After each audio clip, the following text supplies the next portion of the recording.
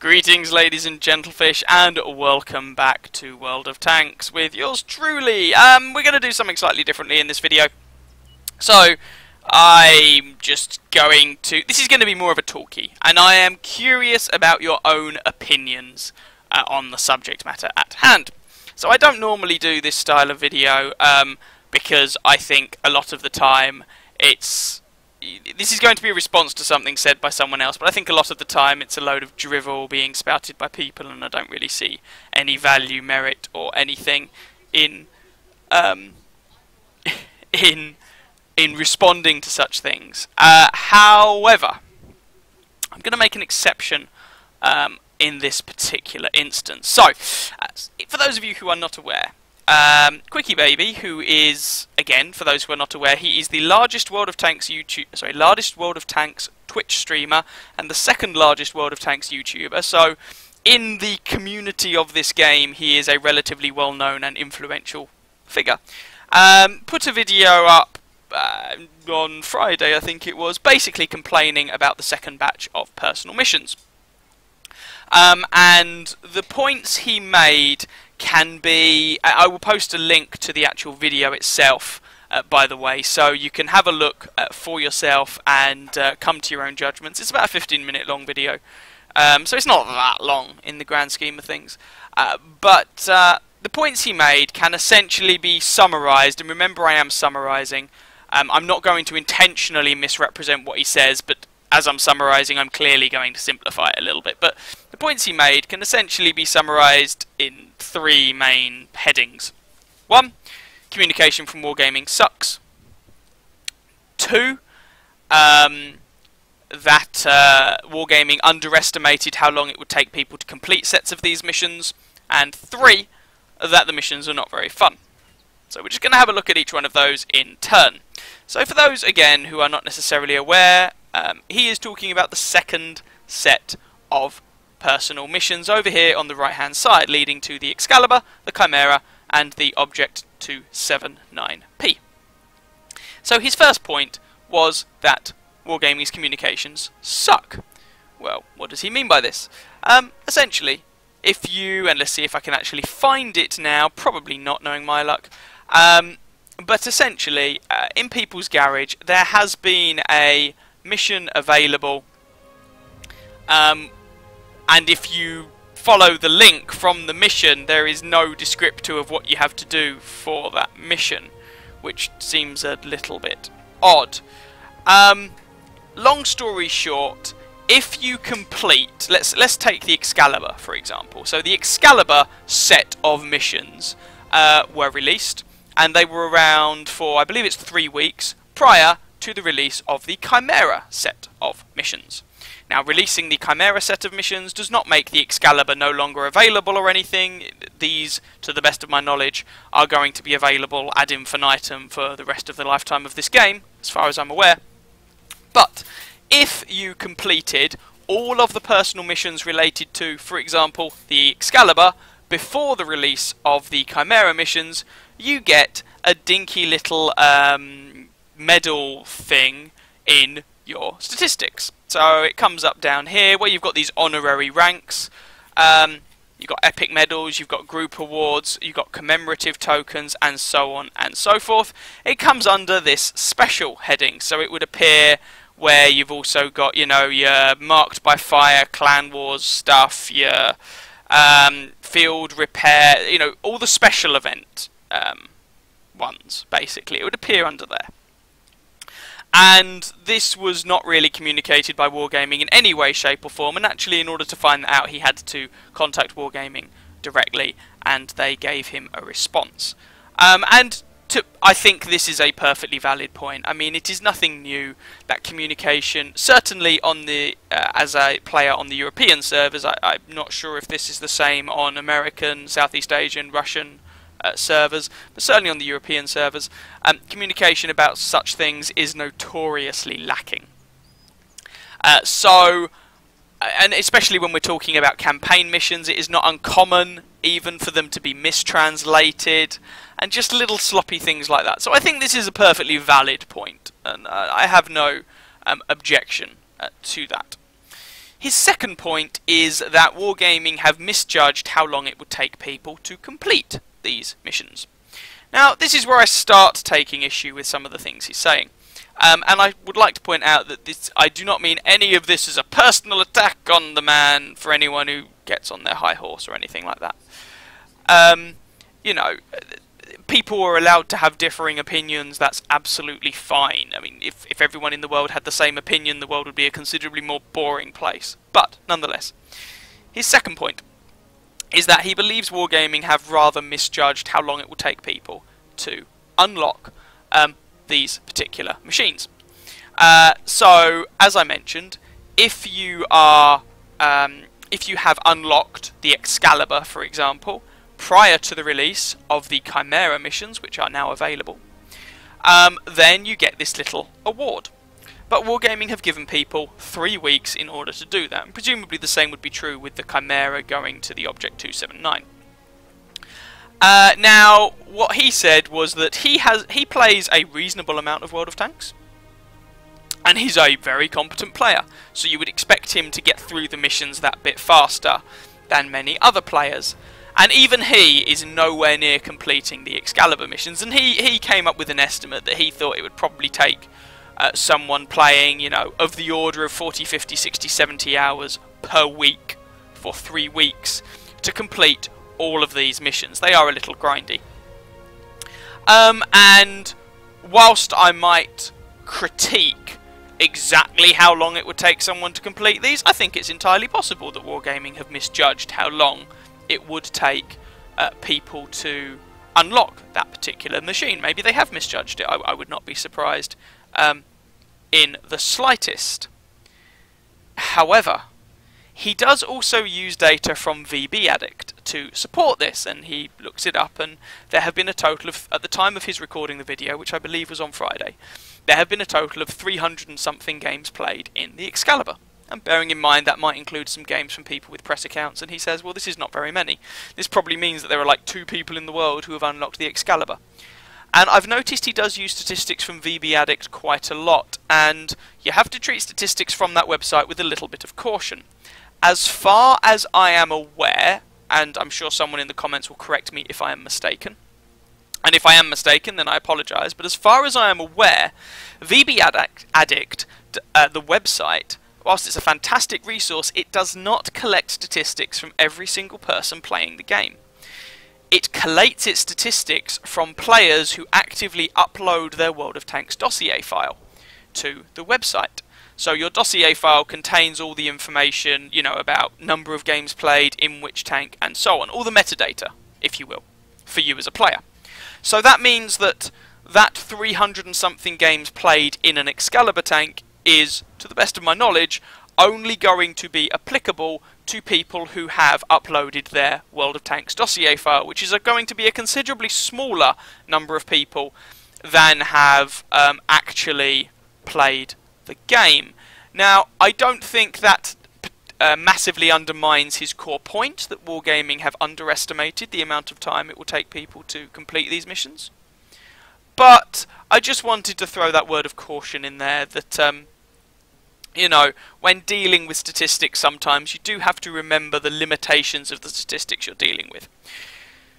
My other point is, okay, so maybe Wargaming have misjudged exactly how long it would take people to unlock that tank. So maybe this shiny reward, this little medal that you get for unlocking, for example, the Excalibur that bit earlier, maybe there are only going to be very few people who get it.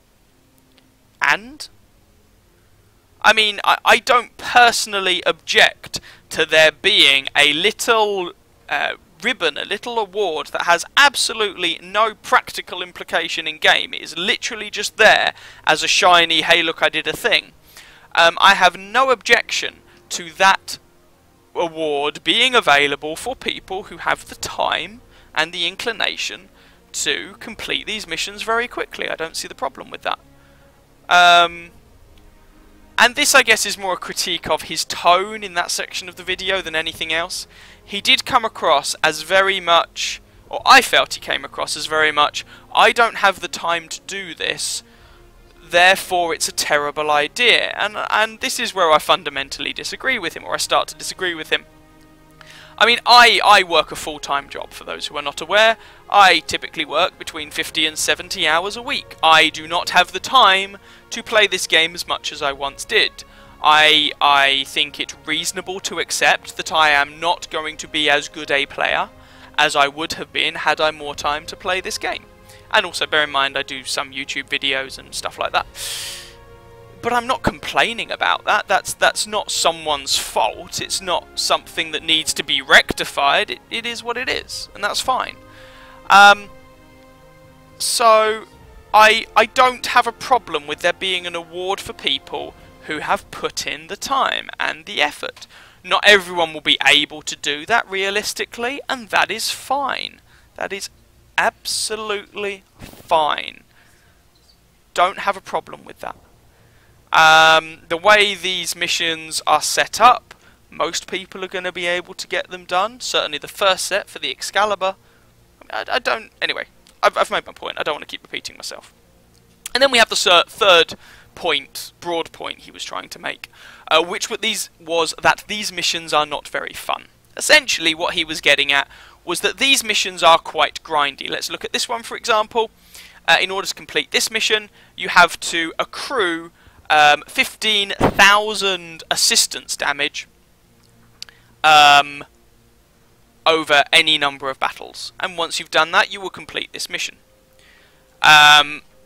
And a lot of the missions are this format. You must do X over any number of battles and you will complete this mission. So you can grind through them, basically. They are a grind. They don't reward spectacular performance per se, although obviously if you play better you'll get through those missions faster. I mean, if you are better in your light tanks, if person A is a better light tank player than person B, you would expect person A to rack up assistance damage faster than person B.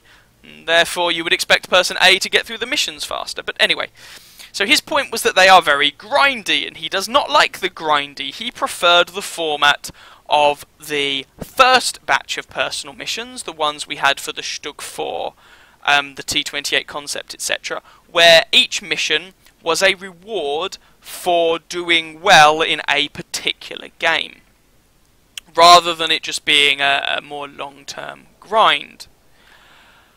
And that therefore the missions were unfun for him, and he really wanted to do the Chimera missions, but oh gosh and darn it, he had to grind through the earlier batches of missions first. That is essentially the point that he was making. Now I take a few issues with this, but let's see if I can start at the beginning and work my way through them. So, firstly, he phrases this very much in the format of wargaming are forcing you to blah blah blah blah blah blah blah. And I'm sorry, wargaming are not forcing you to do a goddamn thing. Wargaming have decided to include a second batch of personal missions. Hurrah! Here are things that you can get for free, and you do not even have to put in any more effort to the game than you already were. Literally none. I mean, you can look, I have completed some of these missions, or I am on my way to completing some of them. I just play the game and let them happen in the background. I don't do anything special, and they will just happen in the background. So wargaming are not forcing you to do anything. They are, I think it is fair to say that they are definitely encouraging people to play a variety of nations in this case, or of tank types or whatever. So they are encouraging people to try and to experience the full range of what the game has to offer to you. Is that a bad thing? I don't think it is. So I don't like, and I don't really understand this. Frankly, he came across as very self-entitled and whiny. I don't understand this mindset that says, here is a thing, freely available, I am being forced to do it. There is no paying entry requirement, there's no season pass or anything along those lines, there is no paywall at all, there's nothing like that. There's no time limit. you don't have to play half the missions in a premium tank. There's no bonus for having premium time. I mean, a lot of missions in the past have been based on the amount of experience that you get. Not base experience, but full experience, which includes your premium account. There's none of that. It's literally a bonus thing that you can do if you want. It's not even something you choose to do. You don't have to choose these instead of the old set of campaign missions. If you haven't completed the first set of campaign missions, and I have not, I've done a lot of them, but I haven't technically completed them, both sets will run side by side. You don't have to choose one or the other. So I don't really understand that thought process, and it just feels very... But I want to do the other thing, and I want to do it now, and yeah, a little bit immature. So there's that. I was having a look at some people's discussions, and one point that got raised a couple of times was that wargaming are taking away your choice, apparently. Because, for example, let me show you a couple of instances. Okay, so let's take this first mission. This first mission requires assistance damage. Okay, the second mission, you have to shoot light tanks. Okay, let's find one that's a bit more obvious. Armor, damage to SPGs, assistance, destroying things, assistance. I mean, even this. Okay, this mission ended up coming up a couple of times. Union 8, call all the shots. So, enable your allies to cause 10,000 hit points of damage to enemy vehicles by stunning them. Oh no, you have to play artillery. Oh no. Because you can spot them or destroy their tracks as well. That counts. So you don't have to play artillery. So it's not forcing you to play a particular tank class, which seemed to be a criticism that was coming up a lot. Oh, but the secondary mission requires you to stun things. Yeah, but you don't have to do the secondary mission. You don't have to do it at all. So I mean, you can just do the primaries and you'll still get the reward tank. Sure, if you're a completionist, then I guess you have to, not have to, but if you are a completionist or you want that, you would wish to do the secondaries as well. But that's a choice. And maybe there is, even if there is a mission here somewhere that does require you to stun things, so you might have to play a little bit of artillery. And let's just remind ourselves for a moment what the original set of campaign missions had, and the amount of criticism that went Wargaming's way because of them. Here are some of the criticisms that were levelled at them. And remember, the version of personal missions for the first campaign that you see now has gone through about 3 or 4 iterations since the original set that were introduced. So, the first set of missions, basically, you chose a tank class. Light, medium, heavy, TD, artillery. And you played that class. Fair enough. And it was possible to skip a class under certain conditions, blah blah blah. But it encouraged you to play different tank classes. Some of the missions encouraged some really dodgy play from people. Like, really dodgy. There's one mission, for example, where you had to originally spot a certain number of tanks, but there was no survival requirement. So you could just load up a light tank, hold down W, YOLO rush, spot 12 tanks, die. That would count. Load up the next game. I mean, you've literally just put your team 1 tank down. Load up the next game, do it again. That was that did not encourage good gameplay. And these missions have been improved a lot since then. So he does make a comparison between the early set of missions, and he seems to be looking at the early set through rose-tinted glasses, as if they never had any problems. They had plenty of problems. And to go back to this point of choice, the first set of missions required you to play specific tank classes, and Wargaming were criticised for this. You know, some people playing, oh, but I like my German tanks. So, or, sorry, I don't mean I like my German tanks, sorry, I like my medium tanks. So, why should I be forced to play tank destroyers? So that was a criticism that was levelled. So Wargaming like, okay, fine. Second batch of missions. You don't have to play specific tank classes as a general rule. We're just going to put it into nations instead. So, okay, if you really like your medium tanks, you can play your medium tanks and you can get it all done. Isn't that great? Yay! And then people are complaining that they have to play particular nations. I'm like, Jesus Christ. It's just whining for the sake of whining at that point. Wargaming are damned if they do and they're damned if they don't. So, I mean, I actually think, okay, yes, this first set of missions are a little grindy. Meh, big deal. We knew that they were going to be grindy for a long time. This has been information that Wargaming have not been secretive about. This has been available to the community for a while, that the first lot of missions, you would not need an exceptional performance in one game to complete. And that was actually another criticism that was levelled at Wargaming, that all the missions in the previous set required you to have exceptional performances in an individual game. It did not really reward consistency. And so now the first batch of missions is basically a grind. If you're more consistent, you'll get through them faster. The second batch of missions for the Chimera, these are exceptional performance in an individual game. So this is more like your first batch. And then the 279 are going to be slightly different again. But, so this seems to be more varied to me. Presumably because of some of the criticisms that went Wargaming's way after the first batch of missions. So I can't help but think that Wargaming have tried to address people's concerns, and in doing so, have got people annoyed anyway. Anyway. And such things like...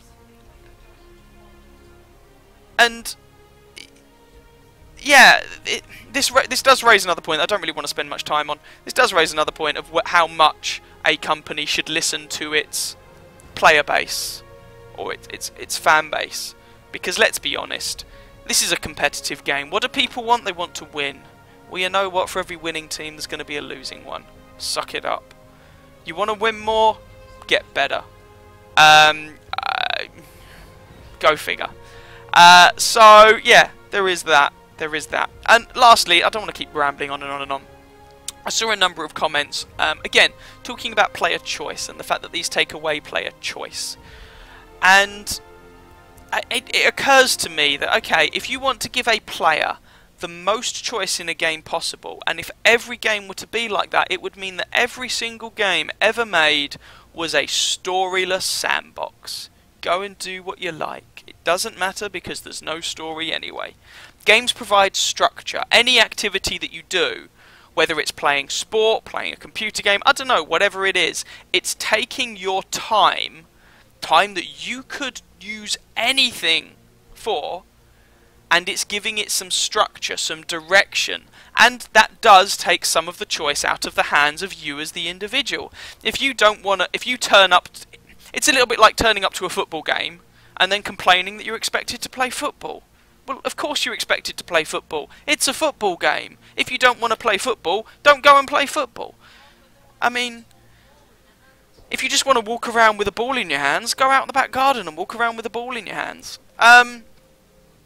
So yeah, it seems to me that there's a lot of people complaining and appealing to some, or not necessarily a lot, but there's some people complaining and appealing to what sounds like quite a reasonable or a noble argument, saying that it restricts player choice. There's an awful lot of this. Whereas, of course, it restricts your choice. That's what an activity is. It is a restriction of choice to focus you more on a particular activity. And that's not necessarily a bad thing. I mean, I play, as you all know, I play JRPGs. If you go and play a Final Fantasy game, a lot of people don't like them because they are quite linear. Here is a story and you play out the story. And that's fine. I understand why that may not be everyone's cup of tea. But I enjoy it. Sometimes I like to be told a story. I like to read a book. I don't have a choice of endings. I'm reading a prescribed story. But I enjoy that. That's fine. I like to be told the story. So I think people complaining about player choice too much have slightly missed the point. But there's one last thing I would quite like to finish on. So rather than just critiquing QuickyBaby's opinions and the opinions of some of the people in his chat, some of whom may have legitimate objections and some of whom I can't help but feel were just agreeing with their Lord and Saviour. No, I don't mean that in a nasty way. But I think some people were just agreeing with it for the sake of agreeing with it. But let's actually think about this in a constructive manner. Because in my experience, people respond very differently to what is essentially the same proposition, depending on how it's dressed up, how it is put across. If you have two people and you tell them here is your, let's say they work for you in a company, and you say, here is your salary. If you do not work for an extra 2 hours on a Friday afternoon, I'm going to take away part of your salary. You'll get a very negative reaction. If you tell them exactly the same thing, so you give them a salary, and it might be a slightly lower salary, and then you say, if you work for 2 extra hours on a Friday afternoon, I'll give you a bonus, people tend to respond very differently. Even though you're perhaps effectively framing exactly the same point, you're just framing it differently. So let's have a look at how wargaming, how could wargaming tweak these missions to address perhaps some of the criticism. So let's look at the player choice aspect. So this is the format of your mission. You have a primary and a secondary condition. So in this case, primary, as I mentioned, was a bunch of assistance damage, and the secondary required you to survive. Now this secondary is clearly in place to discourage people from YOLO rushing, but it is not actually a requirement. You could still YOLO rush in this particular scenario. So here's my take. If wargaming were to have exactly the same missions, but they were, instead of having them in strict nation blocks as we have at the moment, if they were to have that nation requirement as a secondary mission, I think people might be a little more receptive. So for example, let's go back to this mission, Union 1 full cooperation. So let's say that you still have the same main part of the mission. Now completing the secondary missions here allows you to progress 2 times as fast on the main part of the mission. But let's change what the secondary mission is.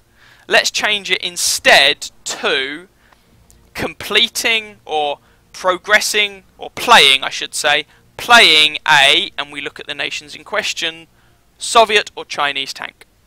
So now and you could include the survival in there still. You could definitely still include the survival. But now, people don't feel, well, I would imagine, I could be wrong, I mean, I'm sure there are people who complain regardless of what you do, but instead of it feeling like a restriction and saying you must play this particular nation or this particular tank type or whatever that restriction is, you're phrasing it as a, if, you're giving someone the choice, if you play this tank type, if you play this nation, we'll give you a bonus. So you're still encouraging them to experience a greater breadth of what the game has to offer, which I think is part of the idea for wargaming here. They want people to unlock more and more different machines. But I think that would be received in a more positive manner. So there we go. That's what I'm going to end on. End on something that's constructive rather than complaining. I hope that made sense. If you've got your own thoughts on the matter, your own opinions, by all means leave them in the comments. I would love to hear from you. As ever, I will have a look at the comments and I will try and respond to them and whatnot. Yeah, and by all means just have a nice civil discussion about things, as you guys usually do.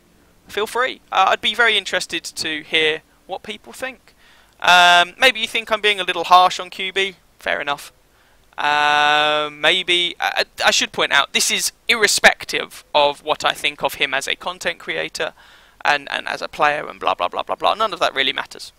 The only thing I would ask is try and keep discussions civil. I know sometimes people have their favourite, it could be a YouTuber or it could be a personality in any context, and they can be a little fanatical about supporting them, or the opposite. People can be fanatical about laying into them regardless of what they do. So I would ask that people avoid that and just try and have a nice civil discussion. Anyway, that's pretty much everything I had to say. Thank you for listening to me ramble on for a while. Hopefully some of you found it even a little bit of food for thought. I'm sure there's points that he raised in his video that I haven't addressed. I didn't want to go through it and respond to each one of a gazillion different points. I thought those 3 points fairly neatly summed up the issues that QuickyBaby was raising, and hopefully they didn't do the points he was trying to make any disservice. Anyway, thank you guys for tuning in. As ever, I hope you enjoy whatever it is that you are doing with your time. I will catch you guys in another video. Ciao, ciao.